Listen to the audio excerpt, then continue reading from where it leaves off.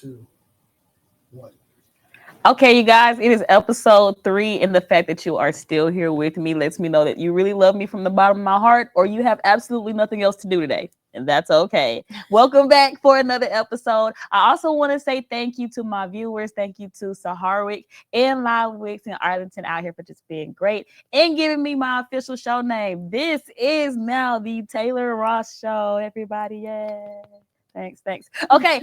So I got this guest here with me today. She's amazing. I've been following her for a long time. She doesn't know, but I've been following for a couple of years. But then this year, like some amazing things happened, and I had to get back in contact with her. I've prayed with her. I've had so many conversations, and she's so professional. So let me tell you about her first. Okay, she is a producer, curator, and entrepreneur, shaping the next generation of fashion talent.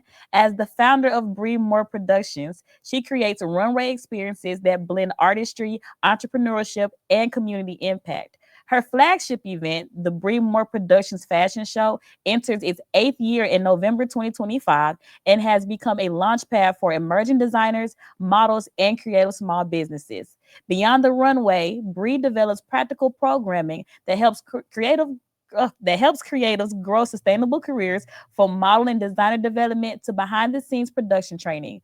Guided by a belief that access and visibility change lives, she partners with local organizations and brands to elevate new voices and connect audiences with independent fashion. Bree's mission is simple: build stages where people feel seen, prepared, and ready to thrive. Everybody, welcome to the stage, Bree Moore. Yay. Hey, oh my Hi. God. How are you? I'm good. That was a lot. That was a lot. But like I said, shout out to Chat GBT. Oh, you better say it.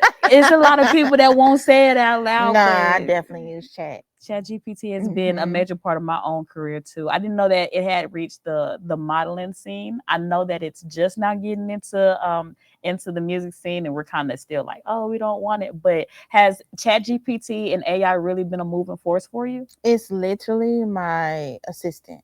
Okay. Everything that I have to do for my business, I pretty much allow it to do it for my business. Okay. So a lot of administrative work, emailing, captions for social media, bios, all that stuff. Like, yeah. Okay. So with ChatGPT, I know there's just one open source. Do you have any other AI systems that you could just kind of like give us a resource on? No, that's No? about it. I just use Okay. chat. Well, I've been using ChatGPT. I just want to put you on. Suno is a really good one as well. And Okay. then Gemini. I Gemini. heard Gemini is a beast. Yeah, Gemini's been doing really good with photos and everything. Now, since Hmm. I'm talking about photos and AI photos, that's affecting the modeling scene too. How is that like working? Because a lot of people are just saying, you know what, we don't want to take pictures. We simply just want to do AI photos. I'm not gonna tap into AI when it comes to photography due to the fact that I feel like um photographers are the reason why we are able to keep up with times and Right. eras and generations. AI can't do that. AI Mhm. can't capture this moment. We got Yeah. to give it this moment to Yeah. capture. So we still need photographers for sure. So Mm.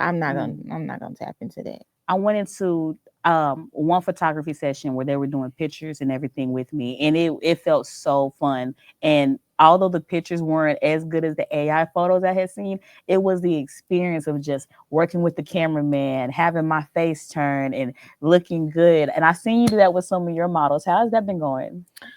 It's been going great. For the first time this year, I decided to delegate pretty much the whole operation. Hmm. And shout out to Raquel. She's the model coordinator, so she's been working with the models to Okay. make sure that they are runway ready, and she's a beast. If I want to become one of your models, what would I have to do, or like what would be like the requirements? The only requirement is to show up to the casting call Okay. and have a great personality, look good on the runway.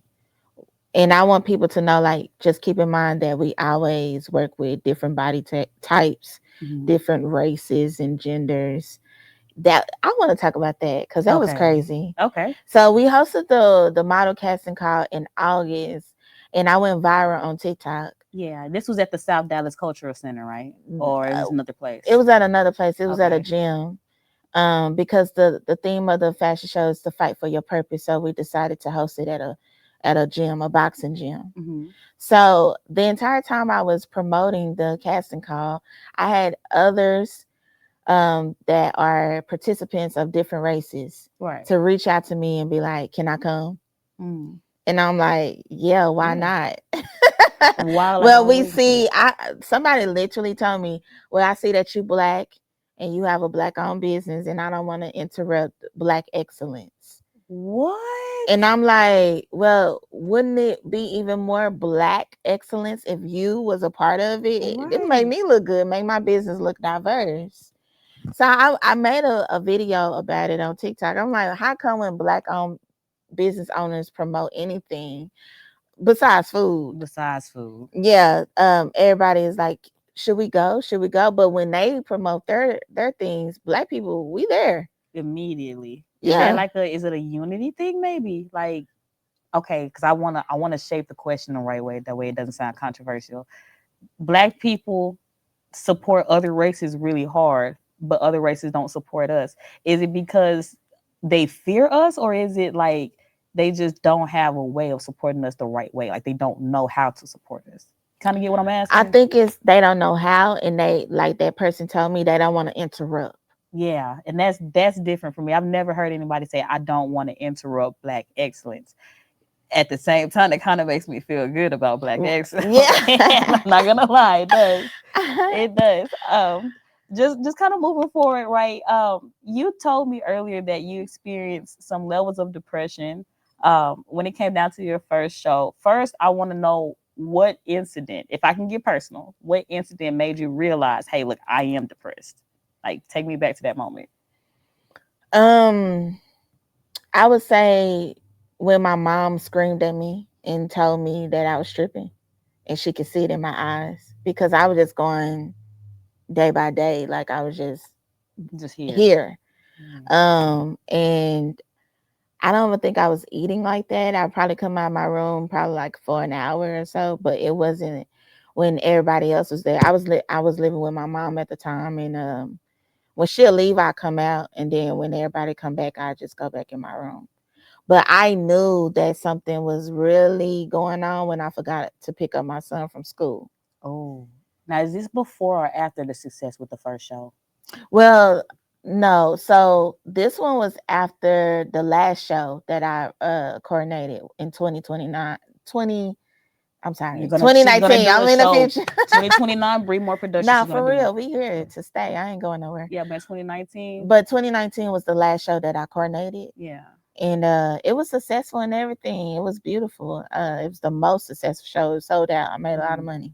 That's good. But and to the point that I was able to be depressed. That's a luxury. Oh, like, oh snap! You were so successful. You had the time to be depressed. Yeah, because most people, you got to be functioning. You still got to go to work and da da da da. Well, I made so much money, I was able to sit home and be depressed. Okay. I know most people would be sad to hear that, but I kind of like hearing that. So, obviously you're here. How did you come out of the depression, or are you still dealing with it? Nah, I believe it was my mom really being honest with me and Okay. telling me, like, go look at yourself. Okay. You looking crazy. I need you to wake up. And that was number one. And then number two was prayer. Oh, okay. My prayer life, I got really heavy on praying Okay. and meditating. I was heavy on meditating too. And then gardening, the pandemic hit. So I started gardening, going outside, riding my bike. I got a bike from Facebook Market. So You got a bike from Facebook Market? I'm so scared of Facebook Market. Oh, I love Facebook Market. I done got a lot of stuff off Facebook Market. Mm. So one day I was just like, it was Mother's Day 2020. I was like, I want a bike.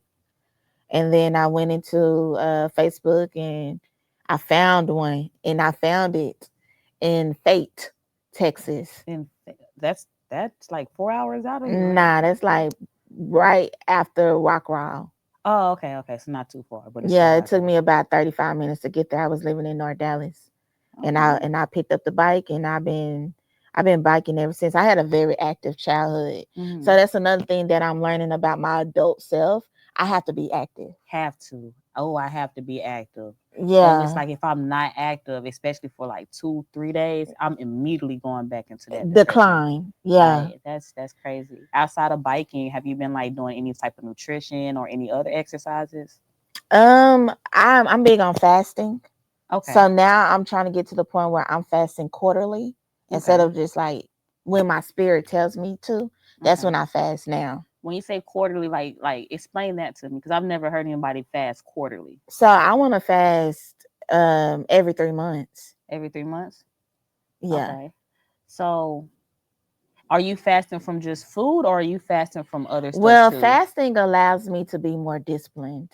Okay, It that's a good allows me word. to really master the power of detachment. Okay. So if I need to let something go, it's easy, or let someone go, it's easy for me to do so because fasting is my foundation. I think my biggest problem right now is scrolling on social media.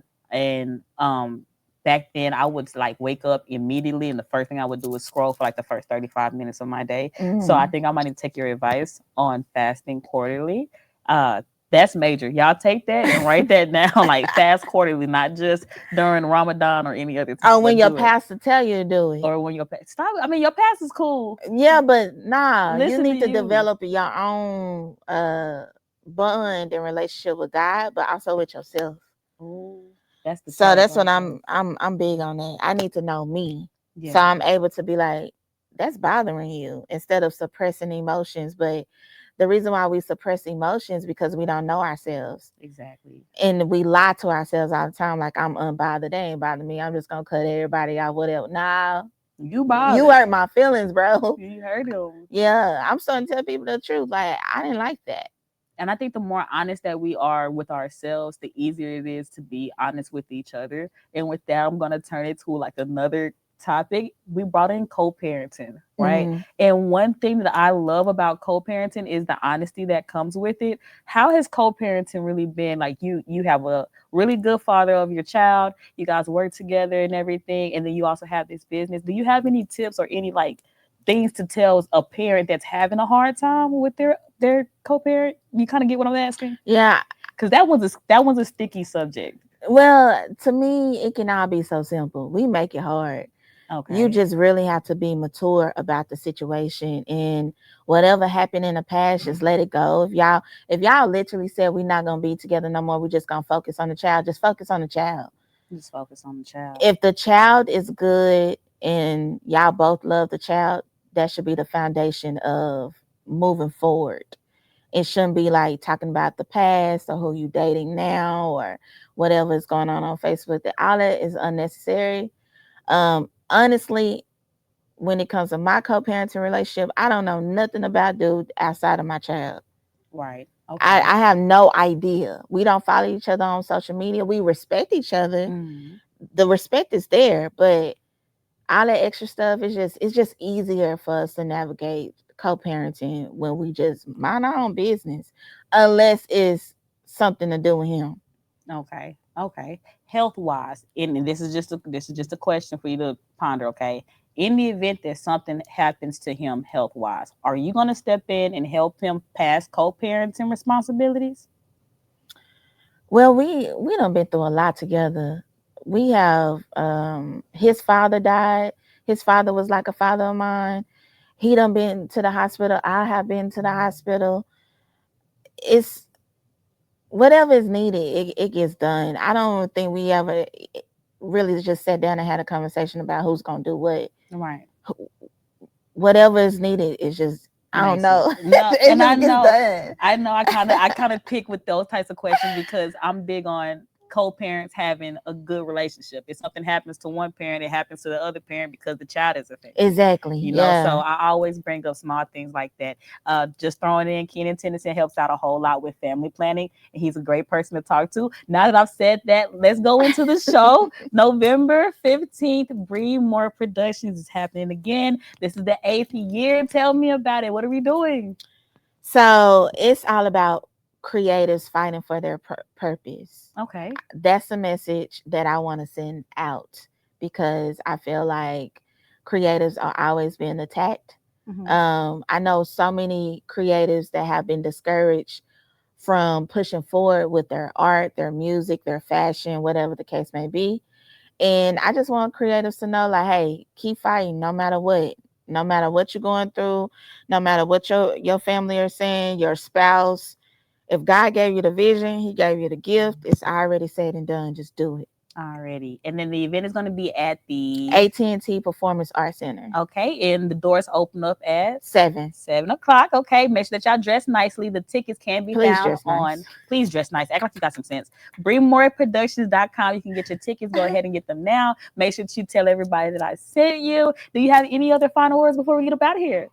I just want to give a shout out to the Bree Moore Productions team and the models and the designers. Thank you all so much for believing in my platform. Awesome. You guys, that is it. We are on our 3rd episode. I appreciate you so much, Bree, for coming through and helping me out with this. And make sure that you follow me. Make sure that you like and subscribe before the episode is over. It's right down there. And I am looking for other people to join us on the show. So make sure you get at me at Braciana.com. Shout out to Saharwick. Sharwick. Got it. I got it that time. Shout out to you for producing this episode and being an amazing man of God. We love you. We thank you for everything that you've given to us. And we are out of there. That's a good way to end that. That's it. That was a good. I did it. Yep. I love it. You want me to still hold it? I still gotta hold it.